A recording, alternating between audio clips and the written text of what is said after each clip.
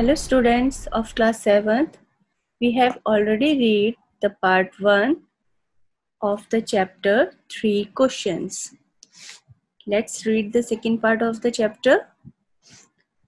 The king turned round and saw a bearded man running towards them. His hands were pressed against his stomach, from which blood was flowing. When he reached the king, he fainted and fell to the ground. ठीक है, जैसे ही राजा पीछे मुड़ता है, वो देखता है कि एक दाढ़ी वाला आदमी उसके पीछे भागता हुआ आ रहा होता है।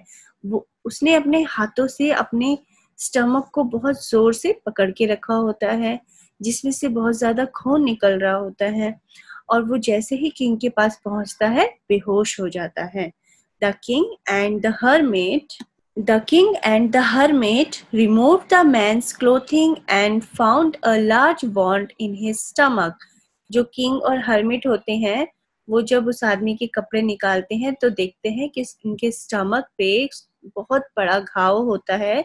The king washed and covered it with his handkerchief, but the blood would not stop flowing. The king redressed the wound until at last the bleeding stopped. तो किंग जो है उसके जो घाव को धोते हैं, हैंडकरचीफ से साफ करते हैं, हैंडकरचीफ मतलब रुमाल से, बट द ब्लड जो ब्लड होता है ना वो बहना बंद ही नहीं होता। फिर किंग जो है उसके रीड्रेस करते हैं, मतलब मरहम पट्टी करते हैं, तब तक उसको मतलब उसकी देखभाल करते हैं, कोशिश करते हैं कि उसकी ब्लीडिंग रुक जाए, मतलब खून का बहना रुक जाए। The man felt better and asked for something to drink. जो आदमी होता है फिर वो धीरे धीरे बेटर फील करने लगता है और कुछ पीने के लिए मांगता है। The king brought fresh water and gave it to him, और एक राजा उसके लिए फ्रेश वाटर लाता है, उसको देता है। By this time the sun had set and the air was cool. अब जो है काफी शाम हो गई थी, सूरज पूरी तरह ढल चुका था और हवा थी वो ठंडी हो गई थी। The king, with the hermit's help, carried the wounded man into the hut and laid him on the bed. तो किंग हर्मिट की हेल्प से जो आदमी था उसे उठा के हट के अंदर ले जाते हैं और उसको बेड में जाके मतलब बिस्तर पे लिटाते हैं। The man closed his eyes and lay quiet. जो आदमी होता है वो अपनी आंखें बंद करता है और चुपचाप लेटा रहता है। The king tried by his walk and the work he had done. तो राजा जो होता है उसकी देखभाल करता है पूरी रात भर और वहीं पर सो जाता है।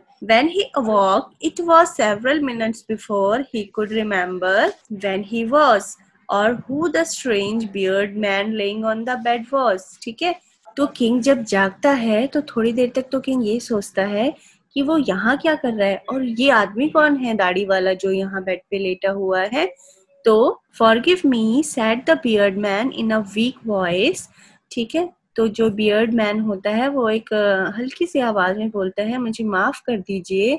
When he saw that king was awake, जब वो देखता है कि किंग उठ गए हैं। I do not know you and have nothing to forgive for you, said the king. तो किंग कहते हैं कि मैं तो तुम्हें जानता भी नहीं हूँ, तो ऐसा क्या हो गया कि तुम मुझसे सॉरी मांग रहे हो, इसकी तो कोई जरूरत ही नहीं है। You do not know me, but I know you. I am the enemy of yours who swore revenge on you. तो वो आदमी कहता है आप मुझे नहीं जानते लेकिन मैं आपको जानता हूँ और मैं आपका एक शत्रु हूँ, दुश्मन हूँ, मैं आपसे बदला लेने आया था। Because you put my brother to death and seize my property, क्योंकि आपने मेरे भाई को जो है मृत्यु दंड की सजा सुनाई थी और आपने हमारी प्रॉपर्टी भी सीज कर दी थी, मतलब अपने कब्जे में कर दी थी। I knew you had gone alone to see that hermit and I made up my mind to kill you on your way home. और मैं जानता था कि आप हर्मिट से मिलने अकेले यहाँ आ रहे हैं, तो मैंने ये सोचा था कि जब आप अकेले घर जाएंगे तब मैं आपको मार दूंगा। बट द डे पास्ड, लेकिन पूरा दिन बीत गया। And you did not return, और आप वापस नहीं आए। So I left my hiding place, तो मैं जैसे ही जिस प्लेस पे मैं छुपा हुआ था मैं वहां से निकल रहा था। And I came upon your bodyguard, तो आपके बॉडीगार्ड ने मुझे देख लिया। Who recognised me and wanted me, जिसने मुझे पहचान लिया और मुझे जख्मी कर दिया। I escaped from him, but I should have died if you have not dressed my wound. तो वो आदमी कहता है कि मैं उससे थोड़ा बच गया, लेकिन मैं नहीं बचता अगर आप मुझे मेरी देखभाल नहीं करते, मेरे घाव को नहीं भरते। तो I wished to kill you, मैं तो आपको मारना चाहता था, and you have saved my life, लेकिन आपने मेरी लाइफ बचाई। Now if I live, I will serve you as your most faithful servant, and I will order my sons to do the same. Forgive me, please. तो वो आदमी कहता है कि मैं तो आपको मारने आया था, लेकिन आपने मेरी जान बचाई। तो अब मैं जब तक जिंदा रहूंगा आपकी सेवा करूंगा, और अपने बच्चों को भी यही कहूंगा कि वो ही आपकी हमेशा सेवा करते रहें। तो प्लीज मुझे माफ कर दीजिए। The king was very happy to have made peace with his enemy so easily and to have won him over as a friend. तो किंग जो होते हैं वो बहुत खुश होते हैं ये देख के कि उन्होंने कितनी इजीली एक अपने दुश्मन को अपना दोस्त बना लिया।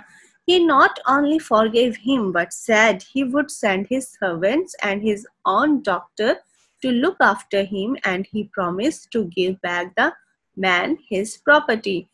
तो किंग ना सिर्फ उन्हें माफ कर देते हैं उसे, बल्कि अपने सर्वेंट से कहते हैं कि उनके घर डॉक्टर भेजे जाए उसकी देखभाल करने के लिए, और साथ में वो उनसे प्रॉमिस करते हैं कि वो उनकी प्रॉपर्टी लौटा दें।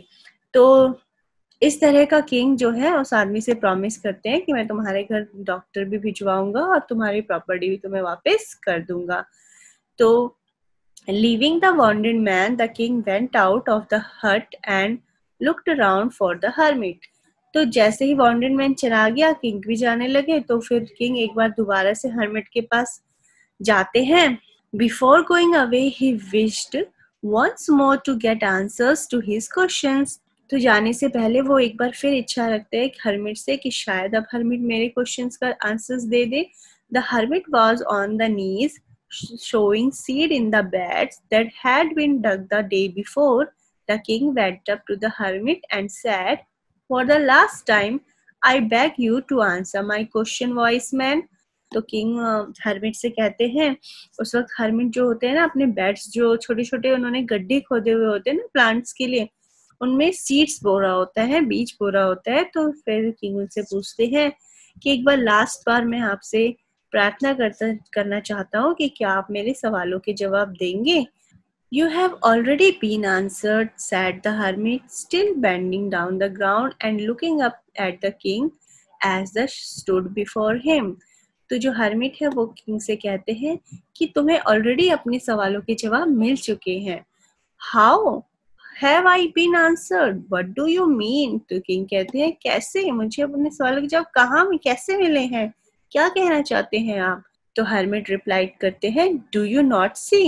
If you had not pitied my weakness yesterday and had not dug these beds for me, you would have gone away. तो हर्मिट कहते हैं कि अगर तुम्हें मेरी हालत पे दया नहीं आती और तुम मेरे लिए ये गड्ढे नहीं खोदते तो तुम जल्दी यहाँ से चले जाते। Then that man would have attacked you and you would have wished you had stayed with me. ठीक है, तो अगर तुम यहाँ से जल्दी चले जाते तो वो आदमी तुम पे अटैक कर देता। तो तुमने यहाँ रुक के बहुत अच्छा किया। So the most important time was when you were digging the beds. तो उस टाइम पे तुम्हारे लिए सबसे इम्पोर्टेंट क्या था? मेरी हेल्प करना। मैं जो ये प्लांट्स के लिए गड्ढे खोद रहा था वो खोदना तुम्हें सबसे ज्यादा इम्पोर्टेंट लगा, तो तुमने वो किया। And I was the most important man, और उस वक्त तुम्हारे लिए सबसे इम्पोर्टेंट मैन मैं ही था, और मेरी हेल्प करना तुम्हारे लिए इम्पोर्टेंट था। And to do me good was your most important business. ठीक है, तो तुम्हारा सबसे जरूरी काम यही था कि मेरी हेल्प करना।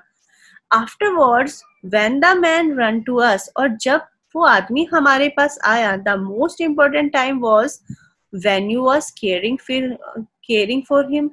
तो जब वो आदमी यहाँ आया तो तब तुम्हारे लिए जरूरी काम हो गया उसकी केयर करना।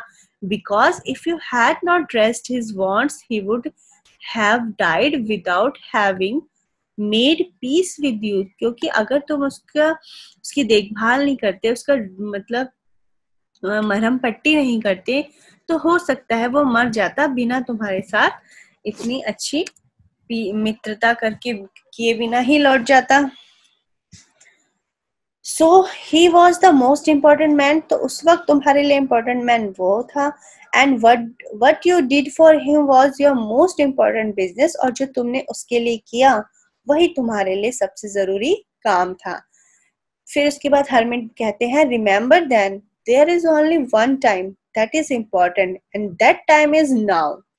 तो हरमिट कहते हैं कि एक बात हमेशा ध्यान रखना कि हमेशा वही टाइम बहुत जरूरी होता है, इम्पॉर्टेंट होता है, जो टाइम चल रहा है, जो टाइम अब का है। It is the most important time because it is the only time we have any power to act. ठीक है, तो जो अब का टाइम है, जो प्रेजेंट जो चल रहा होता है, वही हमारे लिए इम्पोर्टेंट होता है। उस वक्त हमें वही करना चाहिए जो जरूरी हो, वही हमारे लिए प्रेजेंट का काम ही हमारे लिए सबसे इम्पोर्टेंट होना चाहिए। तो प्रेजेंट में हम जिसके साथ है वो इंसान हमारे लिए इम्पोर्टेंट होना चाहिए। तो the most necessary person is the person you are with at the particular moment. ठीक है, तो ये यही बताया जा रहा है कि उस टाइम पे, उस प्रेजेंट टाइम पे आप जिसके साथ हो वही आपके लिए ज्यादा इम्पोर्टेंट होता है। For no one knows what will happen in the future, क्योंकि कोई नहीं जानता कि फ्यूचर में क्या होने वाला है। And whatever we will meet animal else, और हम कब किससे मिलने वाले हैं। The most important business is to do that person good because we were sent into this world for that purpose alone. ठीक है, तो इससे हमें यही मोरल मिलता है कि हम इस जो संसार में आए हैं तो सबकी हेल्प करने के लिए आए हैं। तो इस वक्त हमारे साथ जो है प्रेजेंट टाइम में, जिसको हमारी हेल्प की अभी जरूरत है, वही काम हमारे लिए इम्पोर्टेंट होता है। फ्यूचर किसने देखा है, तो अपना कर्म करते रहना चाहिए और अच्छे काम कीजिए, ताकि फ्यूचर भी अपने आप ही अच्छा हो जाएगा। Okay then students, your chapter has been finished. Chapter आपको कैसा लगा आप मुझे मैसेज करके बता सकते हैं, और if you have any doubt you can comment me. Okay then, bye, take care.